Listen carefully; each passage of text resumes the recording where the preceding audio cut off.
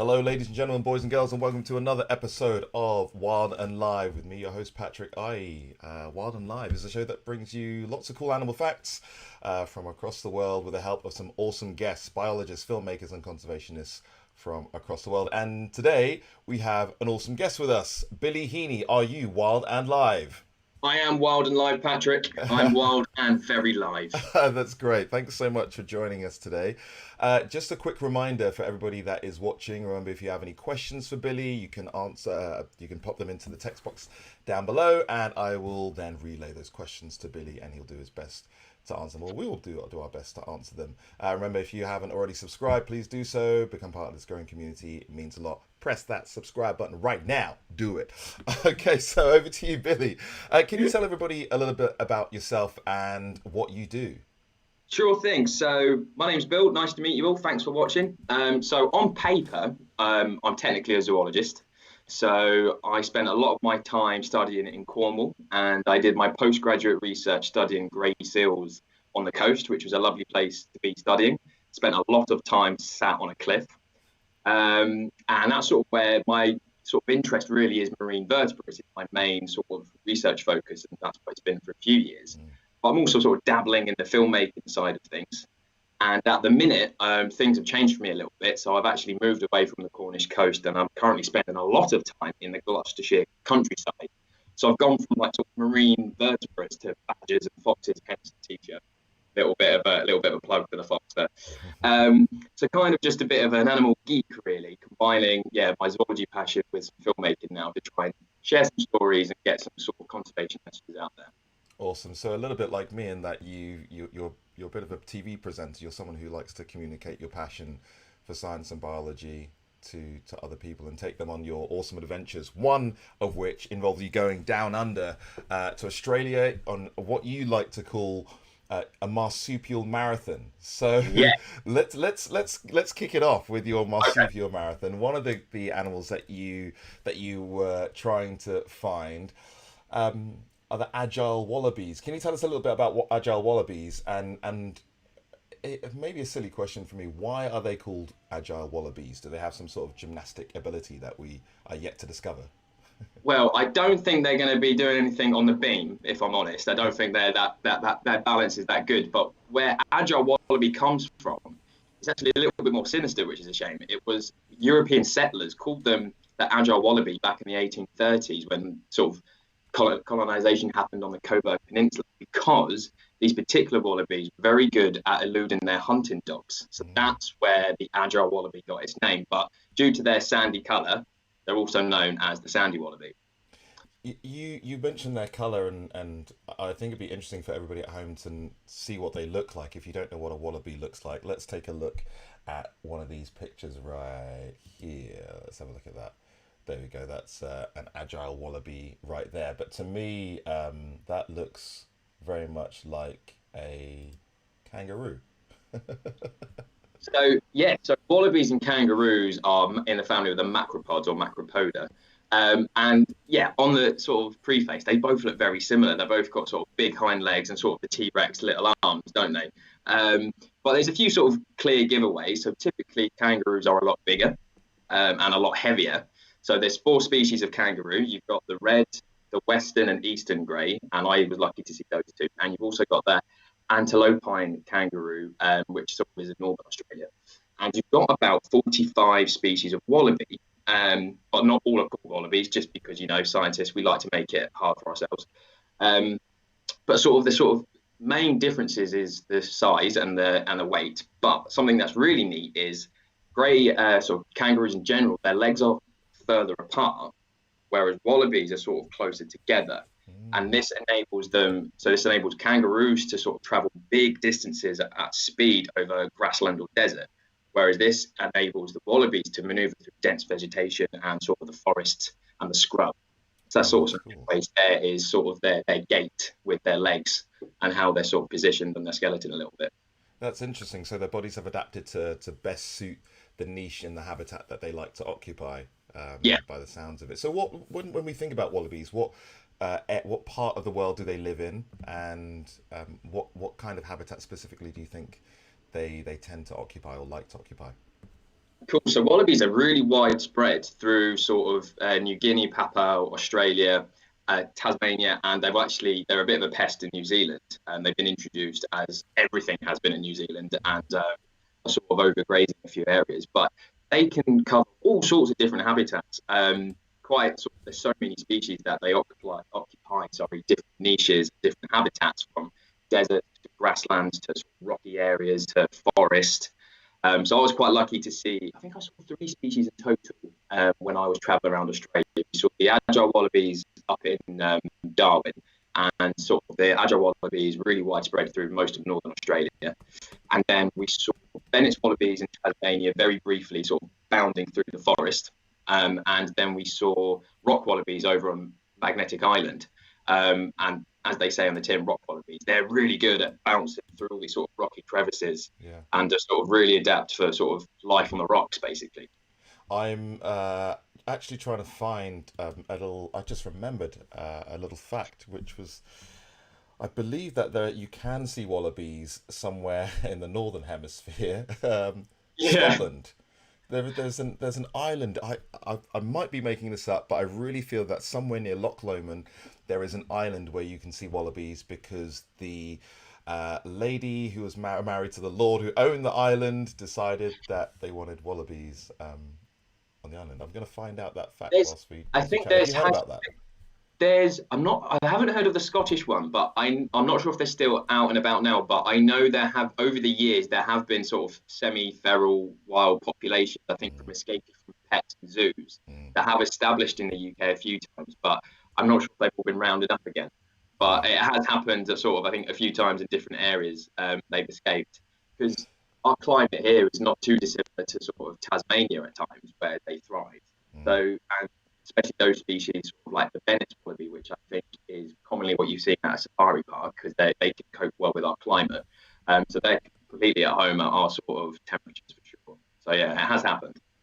Nice. Now I understand that wallabies are night owls, a bit like me. They're nocturnal. On the subject of nocturnal animals, there is another marsupial that you track down that tends to be active at night. The quokka. Now they're even smaller than a wallaby. Here's a great fact for you guys. The early Dutch visitor Wilhelm de, I can't even say this properly. Go for it. Go for it. Vlaming? He mistook the quokkas for large rats when he arrived in 1696, and he named the island Rattennest, which is Dutch for rat nest. Do you think it's fair that that he gave them that name? Do you think that they look like rats? Face on, no. So I had a really lush day down on Rottnest Island, or as the locals call it, Roddo. So sorry for any Australians watching if I butchered that. But on the preface, no. Sort of when you look at them head on, no, they're very cute. They're sort of like very sort of small. They're a macropod as well, so related to wallabies and kangaroos. But what I didn't realise, it was until one was actually climbing over me, I was sort of crouched down and filming one, is they have a naked tail like a rat. So it is sort of really fluffy and cute, and then they've got this bald long tail, which is probably roughly that size. So you can see why they've sort of got penciled with that sort of giant rat look. But they've got a really cute face, covered in fur, and then a bald naked tail. So you can see why they made that sort of resemblance to them, to be honest. Now we've got a little clip of you and a quokka, which is amazing. Let's just on that. Let's watch the video. Let's take a look at this. Let's have a look at Billy on one of his adventures to Australia. The quokka. Rottnest is home to 8 to 12,000 of these curious little quokkas. Now, like most macropods, they feed on a variety of different grasses and leaves. And here on the island, their only natural predator is snakes. Hence why they're really, really curious. Brilliant, that was awesome. We're just seeing you lying there in the grass and on the ground with this quokka, which was so close to you. How are you able to get so close to them? They're so, especially on Rottnest, they're so curious and they're so bold. I think it's partly because they don't have any large mammalian predators on that island. So their main predator on Rock Nest is snakes. And with people, they don't feel threatened by them. And which I saw them sort of scavenging food from picnic benches and stuff. So they're quite opportunistic with us being messy. But they've just become very habituated to people, I think, they're partly because of how safe they feel with no large predators that are mammals. For a start, but I just laid down and I was sweating. It was hot when I was there, so I think I must have smelled fresh. I wasn't sure. I think I may have had a sandwich in my rucksack or something. Not that I gave it to them, obviously, but whether they could smell, I think I might have had some food in my rucksack because we were out for the day. Whether they could smell that, but one of them, as I was laying down, was actually licking my arm. So whether it was getting a sort of sweaty salt of my sort of skin, lovely, and I just became irresistible to them. Like through no fault of my own, I was irresistible to the quokkas. And then one of them, he actually gave me a little nip on the nose. Whether it was like a really tasty bit, I have no idea. But it was cool. So apparently your sweat and a bit of your nostril is the way to get a quokka up close. Oh, you mentioned their tails, and that actually helps them to survive in the wild. It enables them to get water during times of drought. Can you explain how that happens? So yes, the quokkas are pretty awesome little critters in that they really don't need a lot of water to survive. They can actually go a month without water, and they get most of their water from sort of flowering plants that they eat. But they can also store fat in their tail. A bit like a camel's hump, I believe. A similar sort of adaptation is that they can store the water in those fatty tissues and sort of use that as a reservoir, of, so to speak, when times are tough and there's not much water about. Yeah, that's a great comparison with the camel's hump. Many animals have fat stores, and that then allows them to get water from that. I think beavers do the same thing as well. Yeah. Quokkas are known as one of the happiest animals on Earth, and I mean we can see that just from some of the images that that came up earlier in your video. However, the parenting skills of the quokka has been called into question. There are some suggestions, urban legend if you will, that mother quokkas will throw their babies at predators so they can escape. Is there anything in this? Sounds like an Aussie episode of Jeremy Kyle, doesn't it, or something like that? It does, doesn't it? You can imagine that. So yeah, I actually read about this just after I was on Rono, and yeah, it was quite hard to believe, having seen, because I saw a mother with her Joey, and really lovey-dovey, and they're sort of grooming each other, and it was really nice. But yeah, whether it is an urban myth or if it's an urban legend, that I think this would happen more on the mainland where they still have mammalian predators, but more probably cats and foxes that we've introduced because Tasmanian Devils aren't there anymore, and the thylacine and whatnot, is that when faced with a predator, they will pull their Joey out of their pouch and sort of leave it there squealing, so that attracts the predator while mum skips off and she's like, well, I'll just have another one.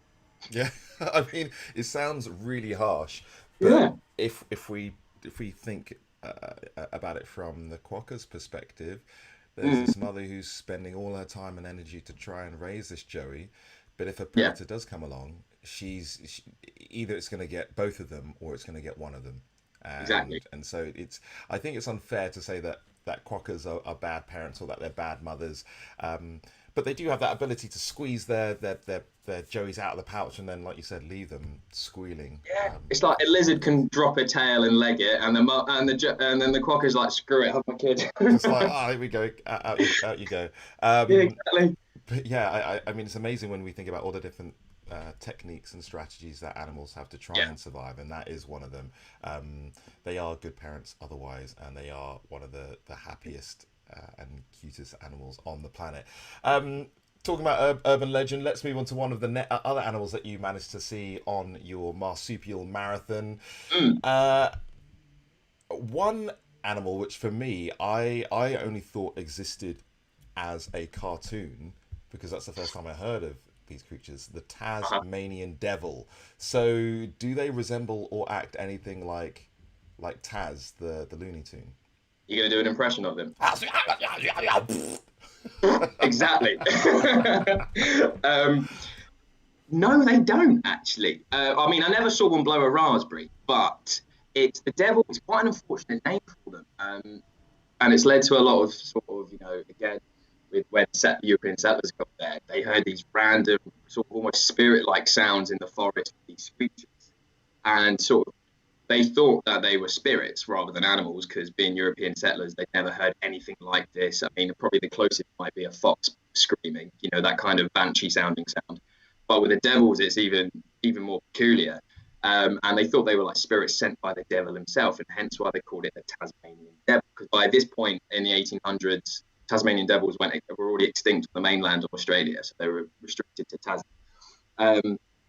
But to me, they look like pocket rocket little hyenas. They're all head and shoulders, and a bit like a bloke who skipped leg day in the gym. But their little back legs are surprisingly small. But like how a hyena's got like a big head, big shoulders, and a sort of a sloping back down to their legs. The devil has a very similar sort of shape, albeit a lot smaller. So yeah, they haven't got the big mouth and they go around in tornadoes like the cartoon, but they are quite loud. I think that's quite a good comparison. I just a little picture just popped up as you're talking. They do look super ferocious and fearsome. Their mouths can open really, really wide. What kind of food do they eat? So they're typically scavengers, and they're very good opportunistic scavengers. And they will eat basically anything. There's a lot of roadkill in Tasmania from when we were driving about, but they will eat a lot of marsupial carrion, whether it's wombats, pademelons, wallabies. Yeah. They don't think they would take down a kangaroo. There is sort of some evidence of them hunting together, but I think a kangaroo's a bit big. But obviously, if it's there and it's dead, they're going to eat it. Reptiles, amphibians, birds, you name it, and sort of they're omnivorous, so they'll eat any sort of decaying plant matter as well. Yeah. But I was really lucky to go out there because there's not many of them left really. There's which we'll come on to in a minute. But they're quite a bit nocturnal. They're quite hard to see. There's a few hot spots to see them with sort of wildlife over there. But when I was staying in Hobart, I was staying with my old housemate she was living out there for a year, researching Tasmanian devils as her PhD. So one morning I managed to go out with her research team, and they were sort of monitoring Tasmanian devils. So I got to see two devils that had been captured in sort of humane traps to sort of do monitoring with them. And I got to see them being released back into the forest, which was phenomenal.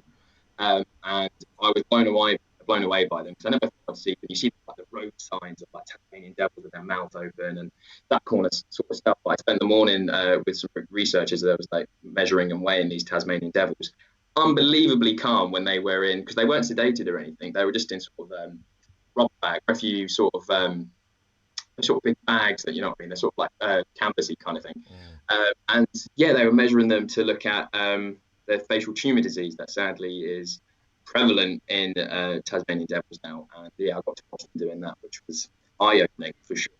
Yeah, that's if I remember my biology correctly, the tumours on their faces are caused by a virus. Is that correct?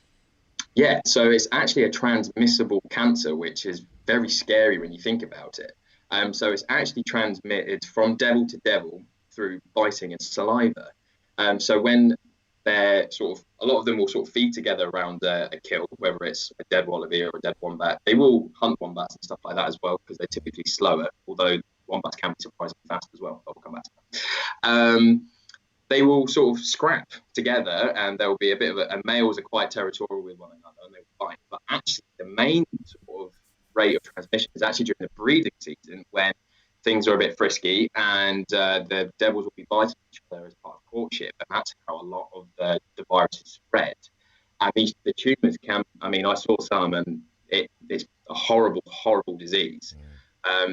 I was fortunate enough that I managed to see one healthy female that had no tumours whatsoever. She was in pristine condition. But then to contrast that with the second individual that I saw was a very, very tumour-ridden male.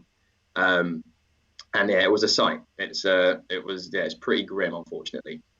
And what's the kind of prognosis for something like that, a disease like that? How are we going to be able to help the Tasmanian devil when it comes to those face tumours?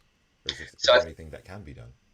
So I think vaccine-wise and like the cure, I think there's a lot of research, funding being pumped into research to find how to do that. But what is being done in Tasmania, irrespective of vaccines and trying to cure it because it's such a viral disease, is having populations that are disease free. So a place where I went, not that I saw them, is Maria Island, where I think, I forget the year, but about, I think 20 disease-free animals were introduced onto that island, where it's Wombat Central and a Wallaby Central as well. And there's now a healthy population there, disease-free. And there's other projects like that in other areas of Tasmania to have disease-free populations, to in order that species, or at least the species will survive, they can create a population that is healthy, so that at some point, if they can recolonize other areas, they can then introduce healthy animals again. Yeah, it sounds like a very clever approach, by just having those separate populations there. And a cool fact for you guys: the Latin name of the Tasmanian Devil. I'm terrible with Latin names. I hate them.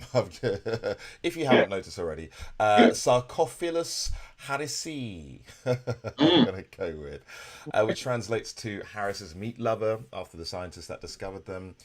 And that's because they can eat lots and lots and lots of food. How much can they get down in one sitting, do you reckon, Billy? So I've read a couple of things about this. So one thing I read is that they can eat 15 to 20% of their body weight in a single sitting, which is like me on Christmas Day. Yeah. We've all done it. We've all done it. But I think there's another stat that is saying that in times when they've been starving, or all of a sudden there's lots of food availability, this could go up to 40%. So that's like, nearly half their body weight in a single day. That's a lot of decaying meat. It's for sure. Lot of decaying meat and a lot of food. That does remind me of Taz from Looney Tunes. So from a super fast eater to one that is super duper slow, and one which I think most people will find very interesting. There's a great fact about this next animal.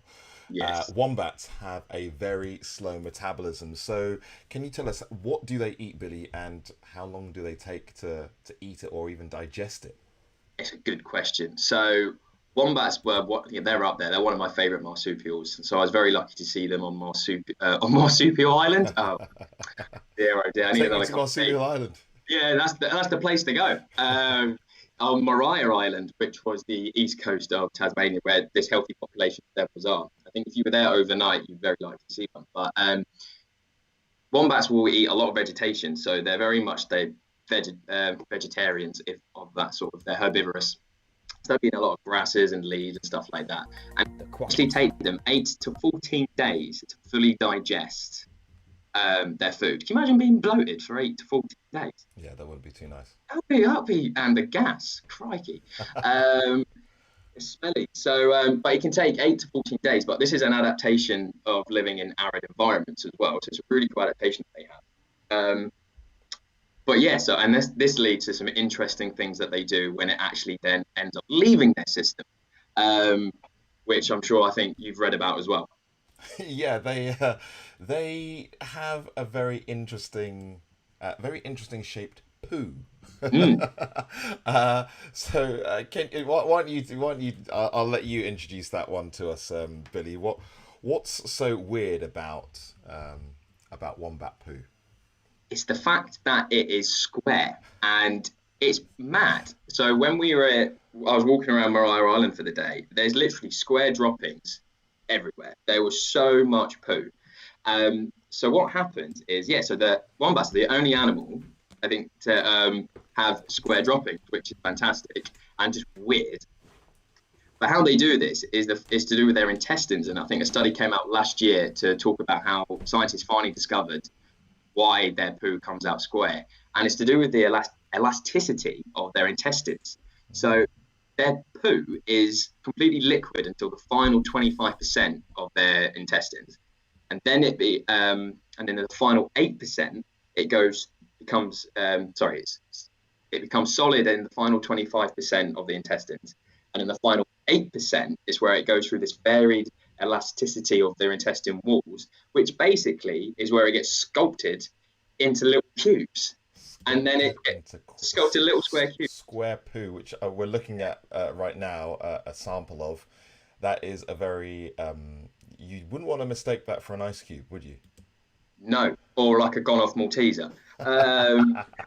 But what it then happens is, as these drop-ins are everywhere, and what they do is they actually use their square poo in little piles. It's like a game. What was that game? Is it Minecraft? Minecraft. Is that with the cubes? Is that square video game? So like, they'd be great on that, but they use all their drop-ins to make piles to mark their territory, and it's a way of communicating with other wombats to be like, I'm here, I'm this big. Maybe you should fancy me because look at my square poo. Nice. Can you imagine? Yeah, you don't want to do that in London, do you? I mean, I can't think of any human dates that would go well if you arrived with a plate of square poo. But really fascinating. I love finding out all these weird and wonderful facts about animals. Yeah. I'm sure the same with you. We are close to the we're very close to the end of our chat right now. Have you ever heard of a Mega Wombat? Supposedly one that lived 2.5 million years ago, but was massive, as the name suggests. Huge. Mega. It was a huge wombat. So it was called the Diprotodon, if I pronounced that right. And it went extinct, I think, 44,000 years ago. But it was meant to be about the size of a hippo, which is just huge. And I think descriptions are, it looked a bit like a rhino without a horn, but it was fluffy and furry. But like modern day wombats, it had a rear-facing pouch because it would have been sort of fossorial in nature, digging. But yeah, so it was enormous. It was like 2 meters tall and 3 meters long. Wow. But unfortunately gone extinct, as most of the marsupial megafauna has now, probably due to man entering Australia and climate change and stuff like that. But yeah, there used to be huge marsupials all over the continent with marsupial lions and stuff like that as well. But yeah, just sort of, I think Diprotodon comes from the Greek for 2 teeth or something like that. 2 teeth, 2 tooth, something like that. If I was gonna name it something, I'd call it 2 tooth or big butt. Yeah, I think big butt would be the better name, to be honest. They do have massive bums, and I do not lie about that. What they have their bums kind of help them from a defensive point of view. How do they manage to do that, Billy? So wombats have a sort of really chunky backside that is got lots of cartilage in it, and it's sort of really toughened with their hide. And being sort of, they dig massive tunnels, and being fossorial, a bit like a badger would. They sort of will sleep and live underground. Their bum is, if they're getting chased by a predator, their bum is the last thing that the predator's going to see as the wombat's going into a hole. So they have this really tough posterior, and a lack of an obvious tail, so the predator hasn't got anything to cling onto. So this would have been the thylacine or the Tasmanian tiger, and now it's just the Tasmanian devil. And they will get into a hole where they feel safe, and they will use their bum as a sort of shield. And that is, again, I'm not sure if this is an urban myth or it has been filmed, is that they can use their bum, and they will get, like, if the predator's head is here, whether that's a dog or a fox, which could be happening on the mainland, and they will use their backside to then push the predator against the tunnel ceiling, so to speak, underground, to sort of fight back with their bum. The predator's going to have its head squashed by a big butt. Yeah, don't lie about it. That's what's going to happen. Big bum to protect them, basically. Sounds like probably one of the most novel, unique ways of protecting yourself with a butt shield.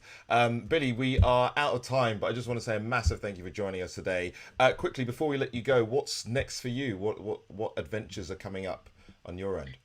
So adventure-wise, I'm making the most, obviously everything's been a bit weird recently, but I'm making the most of the Forest of Dean being on my doorstep and sort of the woodlands. So I've gone very much from the coast to the country, which is a little project that I'm working on. So I've been busy setting up camera traps in the Forest of Dean, which I'll be talking a bit more on my social medias about in July when the film comes out. But yes, it's I've gone from marsupials to mustelids. Nice little link there.